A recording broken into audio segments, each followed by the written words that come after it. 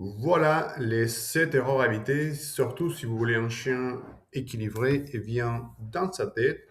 Bon, on va parler par rapport à ça, les choses qu'on doit impérativement éviter. Donc ça, c'est important. Donc avant de commencer, je vous invite à aller voir ma formation en ligne, Fernand Educateur Academy, concernant les chiens.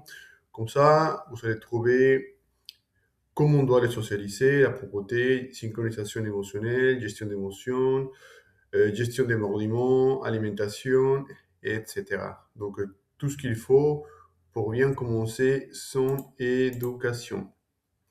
Donc, oui, on va mettre comme ça un vidéo, comme ça, on va voir mon chien.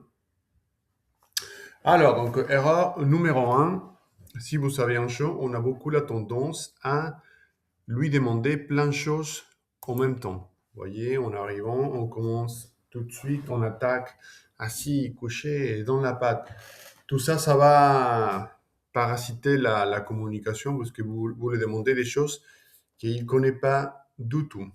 Donc ça, éviter le solo, renifler, explorer la maison, travailler un code de communication clair, le nom, ça, t'as pas le droit, et son prénom aussi, histoire de le faire savoir à quel moment on le sollicite.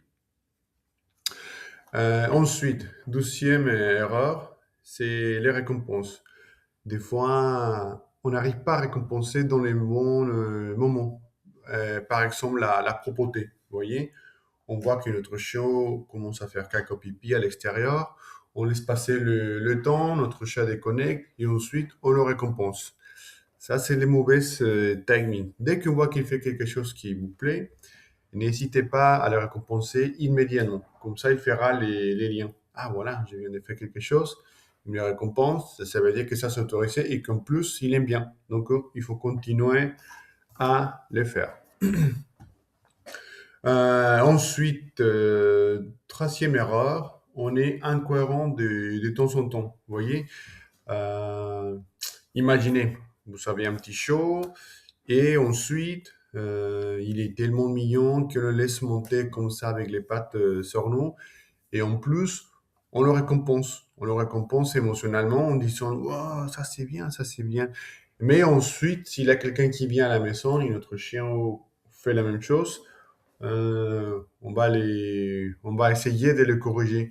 Donc ça, c'est deux choses qui sont, c'est une incohérence. Vous voyez, des fois on le laisse, mais des fois on ne le laisse pas.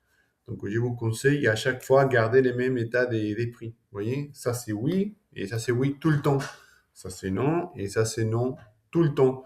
Comme ça, vous allez voir que dans sa tête, ça va rester vraiment clair les principes. Ensuite, 12e erreur. Non, erreur numéro un, 2, 3, 4. Allez, sinon on va changer des vidéos parce que ça devient lourd. Alors, une fois qu'on commence, justement, avec l'obéissance, c'est vraiment clé afin de travailler l'autocontrôle, gestion d'émotions, et fatigue mentale, mais des fois, euh, on essaye de faire des séances de 30 minutes, de 45 minutes. Ça, franchement, c'est trop long. Il faudrait faire des séances courtes, oui, mais histoire de jouer un petit peu. Allez, on va s'activer. Fais ci, fais ça, dans les calmes, attends un peu, tiens la récompense, assis, couché, mais il faut le faire comprendre qu'est-ce que ça veut dire chaque mot. Récompense, mais pas plus de... Bon, ça dépend de lui. Imaginez que votre chien, il est capable de faire ça pendant 10 minutes.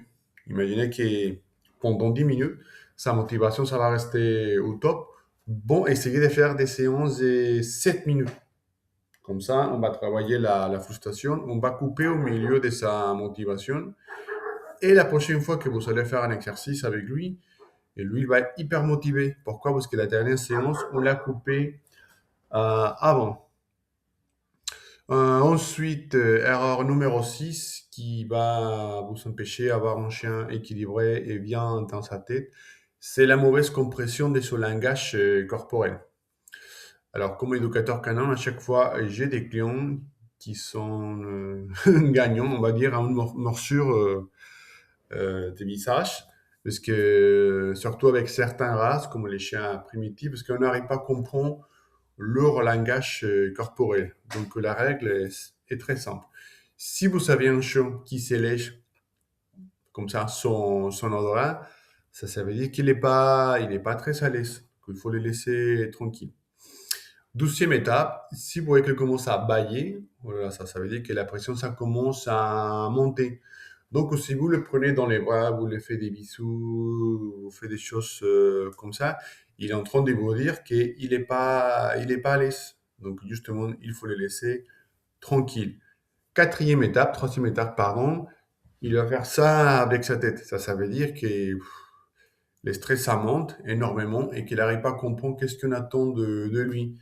Même chose avec les séances d'obéissance. Si vous voyez que votre chien il fait ça, ça veut dire qu'il ne comprend pas l'exercice. Il faut recommencer à faire l'exercice avec un niveau qu'il va comprendre. Vous voyez? Ensuite, les dernières erreurs, pardon, c'est le manque des structures dans leur vie. Vous voyez? C'est-à-dire, je vous conseille d'avoir des horaires. Ah, les matins, on va faire ça. L'après-midi, on va faire ça. Les soirs, on va faire ça. Ça va vous aider énormément à travailler, par exemple, la propreté et les états émotionnels calmes avant de faire un petit balade. Comme ça, il va savoir que, OK, pendant la journée, il faut rester calme parce que les soirs, on va faire quelque chose. On va partir en balade. On va faire un petit séance d'obéissance.